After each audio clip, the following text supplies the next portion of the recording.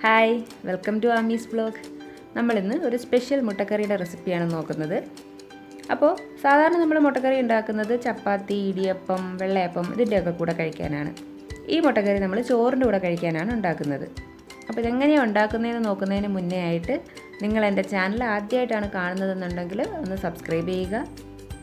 അതിനുശേഷം ബെല്ലൈക്കൺ കൂടി ഒന്ന് ക്ലിക്ക് ചെയ്യുക. ഇനി നമുക്ക് എന്തൊക്കെയാണ് ആവശ്യമായിട്ടുള്ള സാധനങ്ങളെന്ന് നോക്കാം.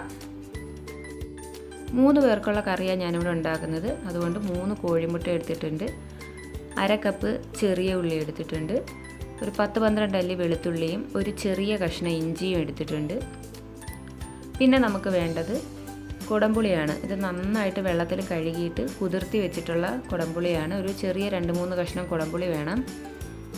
പിന്നെ വേണ്ടത് മല്ലിയാണ്. ഒരു 1.5 ടേബിൾ സ്പൂണോളം മല്ലി എടുത്തിട്ടുണ്ട്.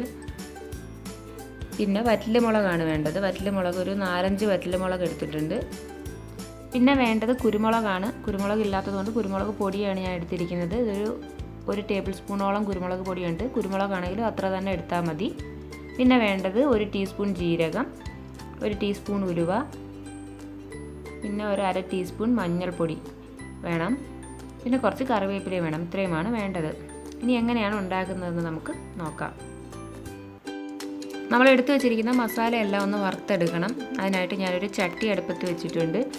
ചട്ടി ചൂടായ ശേഷം അതിലേക്ക് മല്ലിയും മുളകും ജീരകവും ഉലുവയും കൂടി ഇട്ട് വറുത്തെടുക്കാം.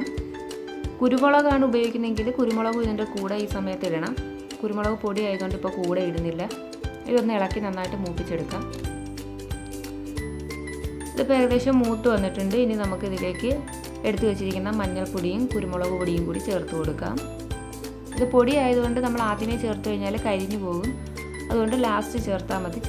അത് ചേർത്ത ശേഷം ഒന്ന് ചെറുതായിട്ട് ഇളക്കിയിട്ട് നമുക്ക് അടുപ്പിൽ നിന്ന് ഇറക്കി വയ്ക്കാം. അത് തണുത്ത ശേഷം നമുക്കൊരു മിക്സിയുടെ ജാറിലേക്ക് മാറ്റണം. ആദ്യം നമുക്ക് ഇതൊന്ന് പൊടിച്ചെടുക്കാം. എന്നിട്ട് മാത്രം വെള്ളം ചേർത്ത് അരച്ചാൽ മതി. അത് പൊടിച്ചെടുത്തിട്ടുണ്ട്. ഇനി ഇതിലേക്ക് കുറച്ച് വെള്ളം കൂടി ചേർത്ത് ഇത് നന്നായിട്ട് അരച്ച് ഗ്രേവിയാക്കി എടുക്കണം. ഇതിപ്പോൾ ഗ്രേവി ഇവിടെ അരച്ച് റെഡിയാക്കി വെച്ചിട്ടുണ്ട്. ഇനി നമുക്ക് കറി ഉണ്ടാക്കാൻ തുടങ്ങാം. കറി ഉണ്ടാക്കാനുള്ള ചട്ടി അടുപ്പത്ത് വെച്ചിട്ടുണ്ട്. ചട്ടി നന്നായിട്ട് ചൂടായി വന്ന് ഇതിലേക്ക് നമുക്ക് 2 ടേബിൾ സ്പൂൺ വെളിച്ചെണ്ണ ഒഴിച്ചു കൊടുക്കാം. വെളിച്ചെണ്ണ നന്നായിട്ട് ചൂടായ ശേഷം നമ്മൾ നേരത്തെ എടുത്ത് വെച്ചിരുന്ന ചെറിയ ഉള്ളി നീളത്തിൽ അരിഞ്ഞെടുത്തിട്ടുണ്ട്. അതുകൂടി ചേർത്ത് കൊടുക്കാം. ഉള്ളി നമ്മൾ നന്നായിട്ട് കനം കുറച്ച് അരിഞ്ഞെടുത്തതാണ്. അല്ലാന്നുണ്ടെങ്കിൽ ഇത് നന്നായിട്ട് ചതച്ച് ചേർത്താലും മതി. ഇനി കൊച്ചുള്ളി ഇല്ലാന്നുണ്ടെങ്കിൽ സവാള ചേർത്തിട്ട് വേണമെങ്കിലും ഉണ്ടാക്കാം. പക്ഷേ കൊച്ചുള്ളിയിൽ ഉണ്ടാക്കുമ്പോഴാണ് ഇത് കുറച്ചുകൂടി ടേസ്റ്റ്. അപ്പോൾ ഇത് നന്നായിട്ടൊന്ന് വഴന്ന ശേഷം നമുക്ക് ഇതിലേക്ക് ഇഞ്ചിയും വെളുത്തുള്ളിയും കനം കുറച്ച് നീളത്തിൽ അരിഞ്ഞെടുത്തതുണ്ട്. അതും കൂടി ചേർത്ത് കൊടുക്കാം. അതും ചതച്ച് ചേർത്താലും മതിയാകും. ഞാനിപ്പോൾ നീളത്തിൽ അരിഞ്ഞെടുത്തു എന്നേ ഉള്ളൂ. അതുകൂടി ചേർത്തൊന്ന് വഴറ്റിയെടുക്കാം. ഇതിപ്പോൾ ഒന്ന് വഴന്ന് വന്നിട്ടുണ്ട്. ഇതിലേക്ക് നമുക്ക് കുറച്ച് കറിവേപ്പിലയും കൂടി ചേർത്തിട്ട് ഇളക്കിയെടുക്കാം. ഇനി നമുക്ക് ഇതിലേക്ക് ചേർക്കേണ്ടത് അരപ്പാണ്. നമ്മൾ നേരത്തെ അരച്ച് വെച്ചിട്ടുള്ള അരപ്പും കൂടി ഇതിലേക്ക് ചേർക്കാം.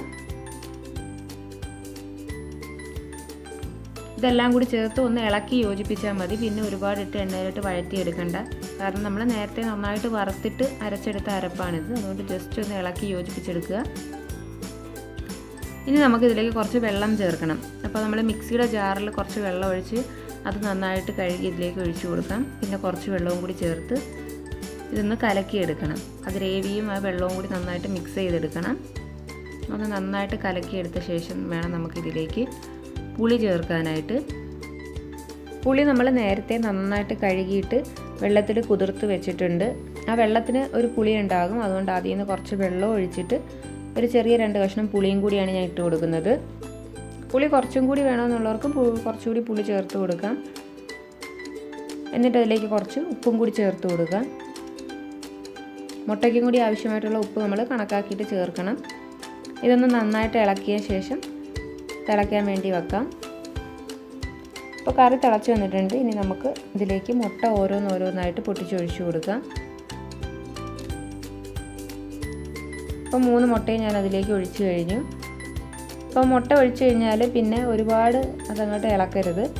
ജസ്റ്റ് ഞാൻ ആ മുട്ടയൊന്ന് അങ്ങോട്ടും ഇങ്ങോട്ടും നീക്കിയിട്ട് കൊടുക്കുന്നുണ്ട്. അല്ലെങ്കിൽ അതെല്ലാം കൂടി പിടിച്ചിരിക്കും. അപ്പോൾ ഇത് ജസ്റ്റ് അങ്ങോട്ടും ഇങ്ങോട്ടും ഒന്ന് മാറ്റിയിട്ടിട്ട് വെച്ചിട്ടുണ്ട്. ഇനി നമുക്കിത് ലോ ഫ്ലെയിമിൽ ഒരു 2-3 മിനിറ്റ് ഒന്ന് കുക്ക് ചെയ്തെടുക്കണം. മുട്ടയ്ക്ക് ഓവറായിട്ട് കുക്കിംഗ് ടൈം ഇല്ലാത്തത് കൊണ്ട് തന്നെ ഒരു 2-3 മിനിറ്റ് മതിയാകും ഇതൊന്ന് റെഡിയായി വരാൻ. ഇപ്പോൾ നമ്മുടെ കറി നന്നായിട്ട് കുക്കായി വന്നിട്ടുണ്ട്. മുട്ടയെല്ലാം സെപ്പറേറ്റ് ആയിട്ട് തന്നെ കിടപ്പുണ്ട്, അത് കൂടി പിടിച്ചിട്ടൊന്നുമില്ല, എല്ലാം വെന്ത് വന്നിട്ടുണ്ട്. അപ്പോൾ വളരെ ടേസ്റ്റി ആയിട്ടുള്ളൊരു കറിയാണിത്. ഇതുണ്ടെങ്കിൽ നമുക്ക് ചോറിൻ്റെ കൂടെ വേറെ സൈഡ് ഡിഷ് ഒന്നും വേണ്ട, ഇത് മാത്രം മതിയായിരിക്കും. നിങ്ങളെല്ലാവരും ഒന്ന് ട്രൈ ചെയ്ത് നോക്കണം. ട്രൈ ചെയ്ത് നോക്കിയ ശേഷം നിങ്ങളുടെ അഭിപ്രായങ്ങളൊക്കെ എന്നെ കമൻറ്റ് ചെയ്ത് അറിയിക്കണം. Thank you.